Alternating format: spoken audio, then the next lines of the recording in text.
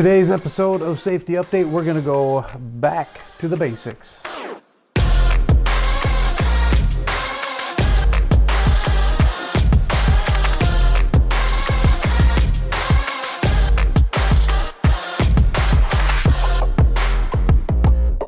Hello and welcome to a Safety Update with Sam Watts. I am Sam Watts. If we haven't met yet, why not? Why haven't you stopped in my office?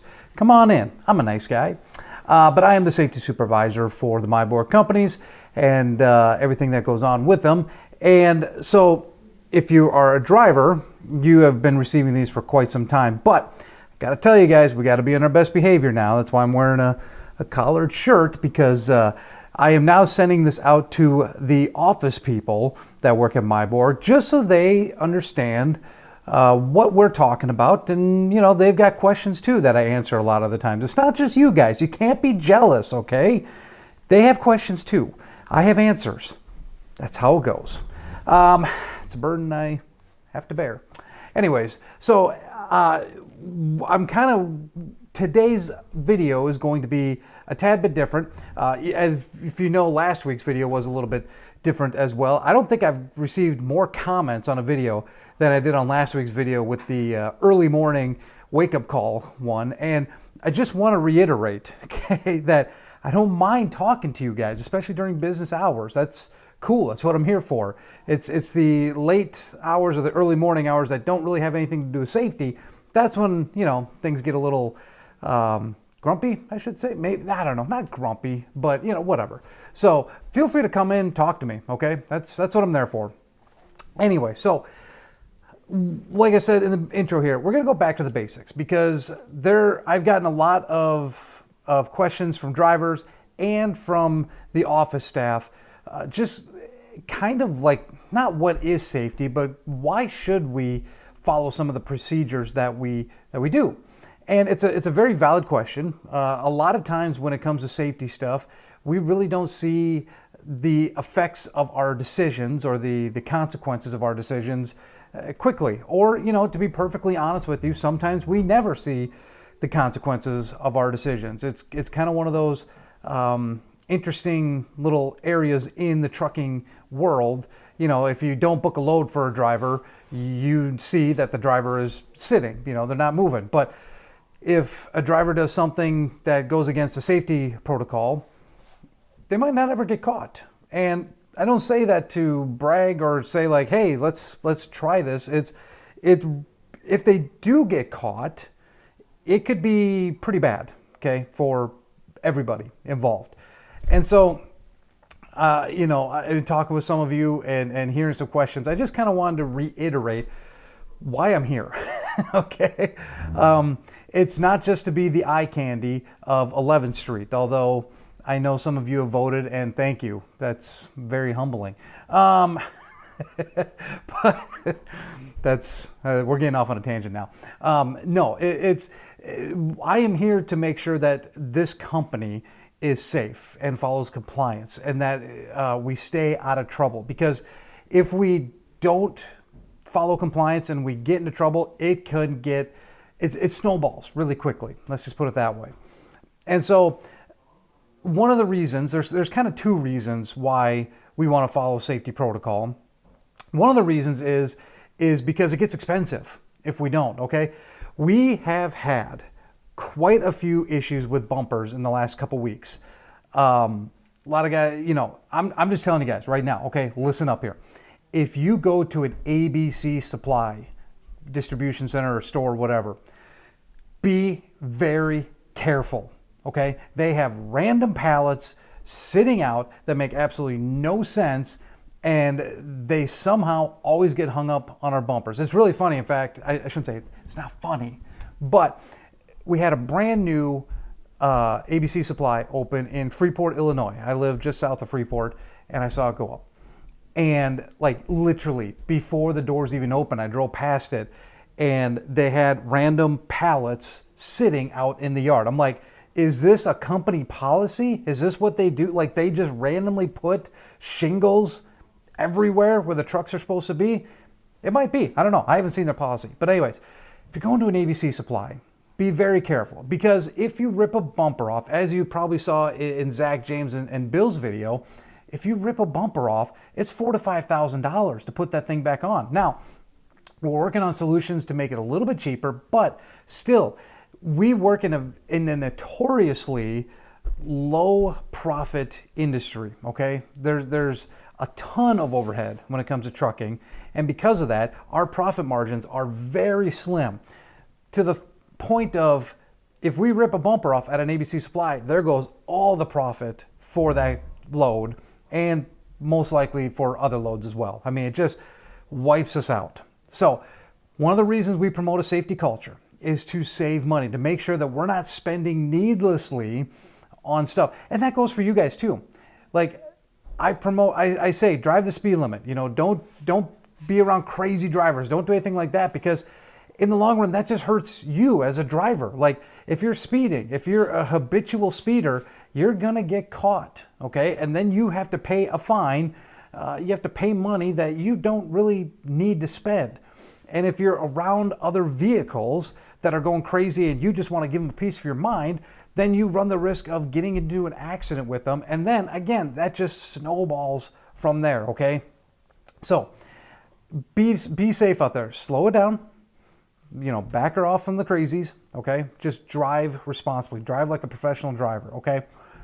The other reason why we follow safety protocols or we follow a safety system is, if we don't, and the FMCSA comes in and wants to do an audit or something like that, like I said, things can spiral out of control very quickly. Or let's just say this. Okay, so we had this issue come up this week. This scenario played out in real life. We had a driver that was running low on hours. He called in, and the operations, I'm not saying who, not throwing any blame out there, but someone in operations said, just drive on an exemption. Okay, we have that 16-hour or the adverse weather driving exemption. Said put it on that and keep it on going. When it comes to that exemption, that just means you get 2 extra hours of drive time, and you need to be in extreme weather or unforeseen circumstances that cause you to stop or lose time, okay? It can't be, oh, it's kind of rainy or kind of muggy or foggy out or something like that. No, that really doesn't, or it's 4:30 and you're in Dallas or Houston, like, I'm sitting in traffic. Who knew? Everybody knew, okay?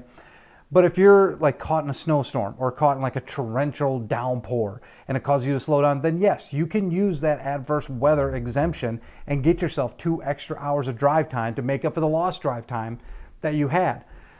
But that's only 2 hours, okay? And if you run out of the weather, you have to get off of that. So, if it only takes 45 minutes, you're back up to speed, you got to get out of it, okay? You can't just keep riding in it.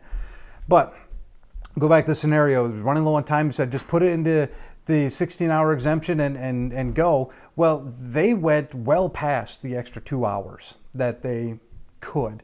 And when I finally saw that and talked to them and said, you got to pull over here, man.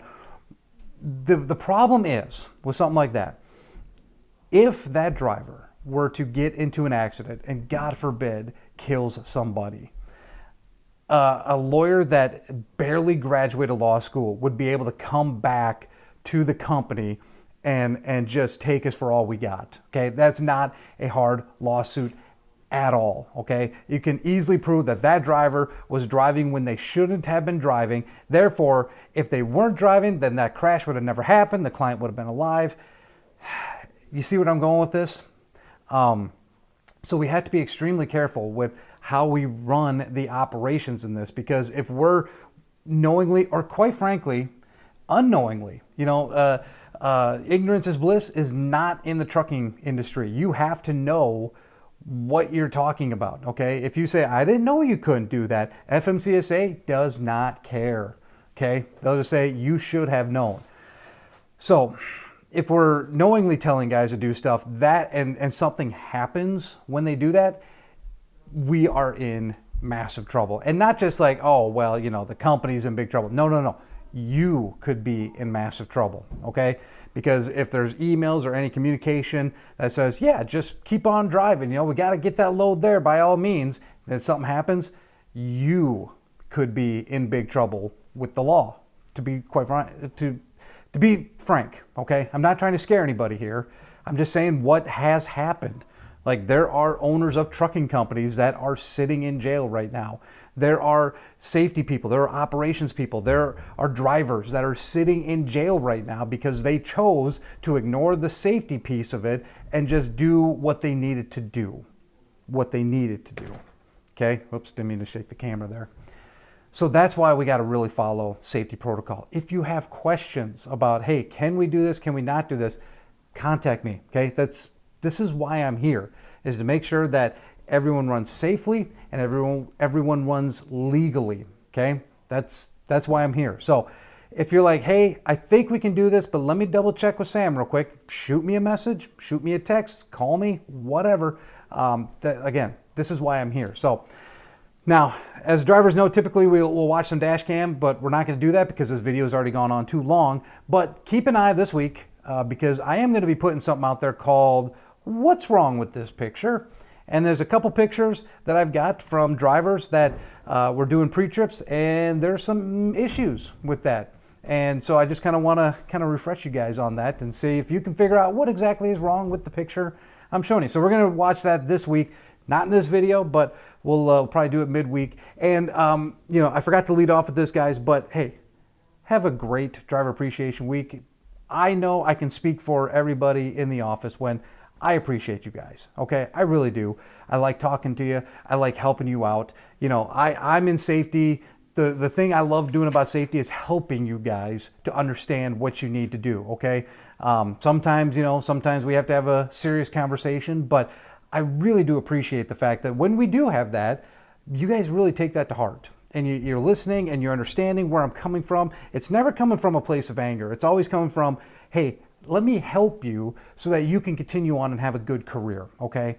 And I really do appreciate that about everybody, all the drivers on the fleet. I've yet to have one that really has pushed back on anything and said, you're wrong, you're an idiot. Maybe you have in the privacy of your truck, but I can't help that. So anyways, guys, I really do appreciate you. I know the rest of the staff really appreciates you. Keep doing what you're doing out there. If you have questions about safety, let me know. I want to make sure that we're all in this together, that we all understand what we're doing. And I say it at the end of every video because I absolutely mean it. Make sure that when you are out there that you drive safe.